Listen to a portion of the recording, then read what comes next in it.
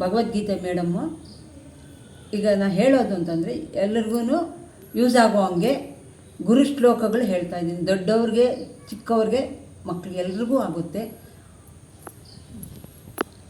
ಎಲ್ಲರೂ ಹೇಳ್ಕೊಳ್ಳಿ. ಹೇಳಿ.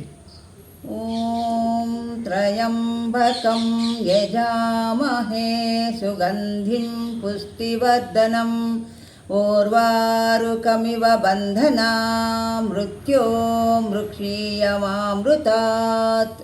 ಓಂ ಗುರುಬ್ರಹ್ಮಾ ಗುರುವಿಷ್ಣುಃ ಗುರುದೇವೋ ಮಹೇಶ್ವರಃ ಗುರು ಸಾಕ್ಷಾತ್ ಪರಬ್ರಹ್ಮ ತಸ್ಮೈ ಶ್ರೀ ಗುರುವೇ ನಮಃ.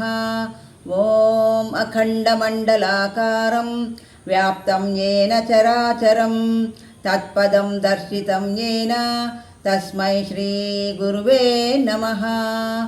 ಓಂ ಬ್ರಹ್ಮಾನಂದಂ ಪರಮಸುಖದಂ ಕೇವಲಂ ಜ್ಞಾನಮೂರ್ತಿಂ ದ್ವಂದ್ವಾತೀತಂ ಗಗನಸದೃಶಂ ತತ್ವಮಸ್ಯಾದಿಲಕ್ಷ್ಯಂ ಏಕಂ ನಿತ್ಯಂ ವಿಮಲಮಚಲಂ ಸರ್ವಧೀ ಸಾಕ್ಷಿಭೂತಂ ಭಾವಾತೀತಂ ತ್ರಿಗುಣರಹಿತಂ ಸದ್ಗುರುಂ ತಂ ನಮಾಮಿ.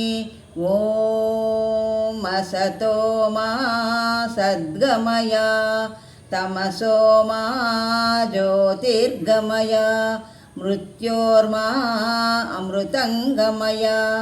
ಓಂ ಶಾಂತಿ ಶಾಂತಿ ಶಾಂತಿ. ಓಂ ಸಹನಾವವತು ಸಹನೌ ಭುನಕ್ತು ಸಹ ವೀರ್ಯಂ ಕರವಾವಹೈ ತೇಜಸ್ವಿನಾವಧೀತಮಸ್ತು ಮಾ ವಿದ್ವಿಷಾವಹೈ.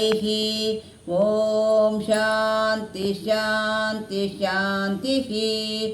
ಓಂ ಪೂರ್ಣಮದಃ ಪೂರ್ಣಮಿದಂ ಪೂರ್ಣಾತ್ ಪೂರ್ಣಮುದಚ್ಯತೆ ಪೂರ್ಣಸ್ಯ ಪೂರ್ಣಮಾದಾಯ ಪೂರ್ಣಮೇವಾವಶಿಷ್ಯತೆ. ಓಂ ಶಾಂತಿ ಶಾಂತಿ ಶಾಂತಿ.